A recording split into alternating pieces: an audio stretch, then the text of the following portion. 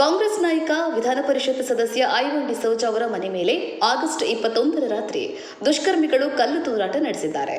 ಮುಖ್ಯಮಂತ್ರಿಗಳ ವಿರುದ್ಧ ರಾಜ್ಯಪಾಲರು ಪ್ರಾಸಿಕ್ಯೂಷನ್ ಅನುಮತಿ ನೀಡಿದ್ದನ್ನು ಖಂಡಿಸಿ ಕಾಂಗ್ರೆಸ್ ನಡೆಸಿದ ಪ್ರತಿಭಟನೆಯಲ್ಲಿ ಐವನ್ ಡಿಸೋಜಾ ಅವರು ರಾಜ್ಯಪಾಲರಿಗೆ ಬಾಂಗ್ಲಾ ಪ್ರಧಾನಿಯಾದ ಪರಿಸ್ಥಿತಿ ಬರಬಹುದು ಎಂಬ ಹೇಳಿಕೆಯನ್ನು ನೀಡಿದರು. ಇದು ಭಾರೀ ಆಕ್ರೋಶಕ್ಕೆ ಕಾರಣವಾಗಿತ್ತು. ಈ ಬೆನ್ನಲ್ಲೇ ಅವರ ಮನೆ ಮೇಲೆ ಕಲ್ಲು ತೂರಾಟ ನಡೆದಿದೆ. ಸುಮಾರು 5ರಿಂದ 6 ಜನರ ತಂಡ ರಾತ್ರಿ 11ರ ಸುಮಾರಿಗೆ ನಗರದ ವೆಲೆನ್ಸಿಯಾದಲ್ಲಿರುವ ಐವನ್ ಡಿಸೋಜಾ ಅವರ ಮನೆ ಮೇಲೆ ಕಲ್ಲು ತೂರಾಟ ನಡೆಸಿ ಘೋಷಣೆಗಳನ್ನು ಕೂಗಿ ಬಳಿಕ ಪರಾರಿಯಾಗಿದ್ದಾರೆ. ಆದರೆ ಈ ಘಟನೆಯ ಸಂದರ್ಭ ಐವನ್ ಡಿಸೋಜಾ ಅವರು ಮನೆಯಲ್ಲಿರದೆ ಬೆಂಗಳೂರಿನಲ್ಲಿ ಪಕ್ಷದ ಸಭೆಗೆ ತೆರಳಿದರು. ಸ್ಥಳಕ್ಕೆ ಪಾಂಡೇಶ್ವರ ಠಾಣಾ ಪೊಲೀಸ್ ಅಧಿಕಾರಿಗಳು ಭೇಟಿ ನೀಡಿ ಪರಿಶೀಲನೆಯನ್ನು ನಡೆಸಿದ್ದು, ರಾತ್ರಿ ಹೆಲ್ಮೆಟ್ ಹಾಕಿ ಬಂದವರು ಐವನ್ ಡಿಸೋಜಾ ಅವರ ಮನೆ ಮೇಲೆ ಕಲ್ಲು ಬಿಸಾಡಿದ್ದಾರೆ. ಆರೋಪಿಗಳನ್ನು ಬಂಧಿಸುವ ಕಾರ್ಯ ನಡೀತಾ ಇದೆ ಎಂದು ಮಂಗಳೂರು ನಗರ ಪೊಲೀಸ್ ಕಮಿಷನರ್ ಕುಲದೀಪ್ ಕುಮಾರ್ ಜೈನ್ ಅವರು ಹೇಳಿದ್ದಾರೆ. ಸದ್ಯ ಕಲ್ಲು ತೂರಾಟದಿಂದ ಯಾವುದೇ ಹಾನಿಯಾಗಿಲ್ಲ ಎಂದು ತಿಳಿದು ಬಂದಿದೆ.